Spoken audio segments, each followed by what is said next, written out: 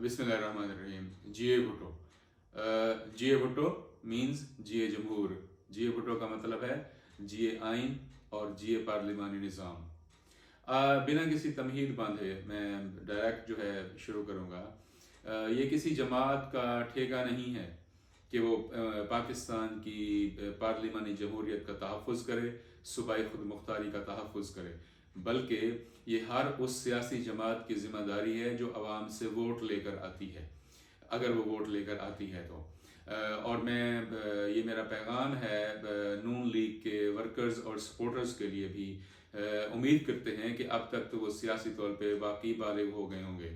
तो नून लीग के बारे में जो चीज़ें अब नुमायाँ होती आ रही हैं, दिन ब दिन खुलती आ रही हैं परतें, कि कैसे जो है इनको वापस अब लाया गया है 18वीं तरमीम के ऊपर सौदेबाजी करके, और ये इस्टेब्लिशमेंट की जो शर्त इनके ऊपर रखी गई है इनके लिए। तो मैं शुरू करूँगा जब मोहतरमा बेनज़ीर भुट्टो साहिबा 2007 में वापस आई, उसके बाद मियाँ साहिबान के दरवाजे खुले पाकिस्तान में आने के। वगरना 2 दफ़ा इन्होंने मुल्क आने की कोशिश की थी और एयरपोर्ट के टॉयलेट्स में इनको बंद कर दिया गया था और वहीं से वापस रुखसत कर दिया जाता था। उसके बाद जमहूरी निज़ाम आया। सदर जरदारी साहब के पास ओपन अपॉर्चुनिटी थी कि सादा अक्सरियत पंजाब की हुकूमत तब बना लेते, मगर मिसाक जमहूरियत के साथ उन्होंने वफा की और बीबी साहबा के शुरू गई मुफाहमत का उन्होंने रास्ता अपनाया और मियाँ साहिबान को कहा कि तुम ही पंजाब चलाओ और तुम्हारे पास क्योंकि सादा अक्सरियत है, हम अपने आज़ाद अरकान को साथ नहीं मिलाएंगे, और काफ को मिला के हम हुकूमत वगैरह बना सकते थे। उसके बाद मियाँ साहब ने क्या किया, इस्टेब्लिशमेंट का बनाया हुआ मेमो गेट स्कैंडल, काला कोट पहन के सुप्रीम कोर्ट पहुंच गए, तो एक और खिलाफ वर्जी। फिर भी हमने कहा चलें कोई गल नहीं। उसके बाद फिर जो है पैनामा का जो इशू आया और इमरान नियाजी लाडले को खड़ा किया गया मियाँ साहब के खिलाफ, और मियाँ साहब को पीपल्स पार्टी कहती रही TORs बना लो, पार्लियामेंट के जरिए तहकीक करवा लो, इदारों की पनाह मत लो, सुप्रीम कोर्ट मत जाओ, मगर बगले में जाते वहाँ अंदर जागो से, और फिर जो हुआ रेस्ट इज़ हिस्ट्री। तो मियाँ साहब अगर ये ठीक होते तो जब जरदारी साहब ने इनको पहले बचाया था 2014 के धरने में, और बाद में ये ठीक रहते और राहील शरीफ के कहने पे जरदारी साहब से मुलाकात मनसूख न करता और PP से साइड पे किनारा कशी इख्तियार ना करता, क्या इमरान नियाज़ी इस मुल्क में मुसल्लत होता? इमरान नियाज़ी मुल्क में मुसल्लत ना होता तो जो कौम का तिया पांचा हुआ है माशी, माशरती, मजहबी और सफारती लिहाज से, वो तिया पांचा आज इस तरह ना होता। तो बहरहाल इसके बाद फिर जो हुआ, फिर सदर जरदारी ने वो 30-35 साल फैज़ और बाजवे और नियाजी का गठजोड़, जिसका साम्राजी ताल्लुक है, उनका जो है गठजोड़ तोड़ा और अदम एतमाद के जरिए आईनी तरीके से पहली दफ़ा किसी वज़ीर आज़म को असम्बली से निकलवाया। चेयरमैन बिलावल भुट्टो जरदारी साहब जो कि सबको लीड करते हुए ड्राइंग रूमों से बाहर ले आए सिलेक्टेड के दौर में।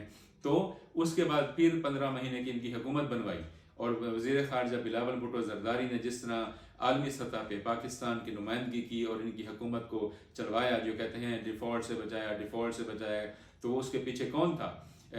उसकी फैटफ की ग्रे लिस्ट से निकलवाने वाला कौन था? दुनिया को कायल करने वाला कौन था? बिलावल भुट्टो जरदारी। और उसके बाद मुल्क की इस्टेब्लिशमेंट को भी होश ठिकाने आए और थोड़ा उनके जो कहते हैं ना दम में दम आया कि नहीं मुल्क अब जो बच गया।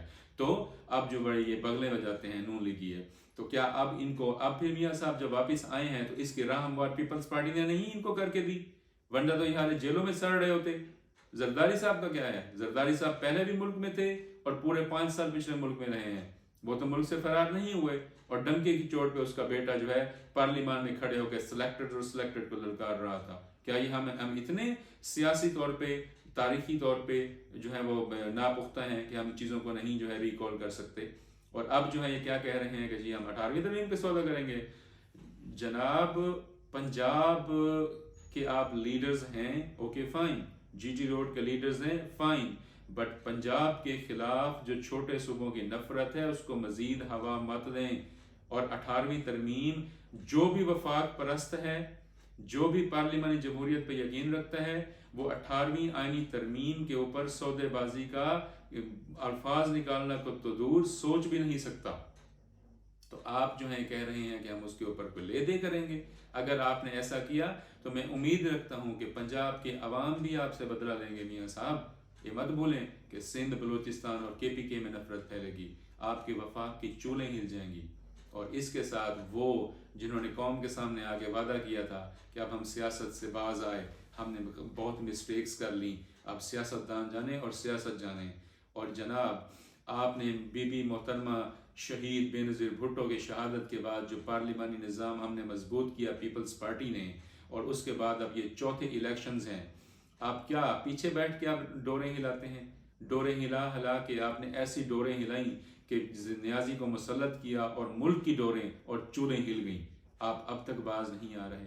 Let the people decide, let the people decide, let the people decide, یہ پیغام ہے۔ اور میں اگین نون لیگ سپورٹرز اور ورکرز سے بھی درخواست کرتا ہوں کہ اپنی قیادت کے کوئی جو ہے نا جا کے ان کو جھنجھوڑیں اور ان کو کہیں کہ باز آئیں، اور اگر آپ کہتے تھے نا ووٹ کو عزت دو، تو واقعی پھر اس کے اوپر عمل بھی اب کر کے دکھائیں، نہ کہ یہ شگوفے چھوڑیں اور اسٹیبلشمنٹ سے ڈیلے کریں کہ ہاں 18ویں ترمیم پہ آپ کو ہم راضی کرتے ہیں، ہمیں وزیر اعظم بنا دیں۔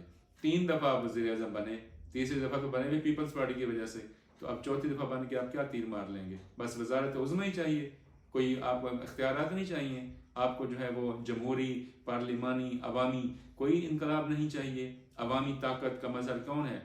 پارلیمان، اور طاقت کا سرچشمہ عوام۔ آپ کو عوامی رول نہیں چاہیے، بس آپ کو کرسی چاہیے، کرسی پہ بیٹھ کے چاہے آپ سپہ سالار سپہ سالار سپہ سالار کی رٹ لگاتے رہیں، کم آن۔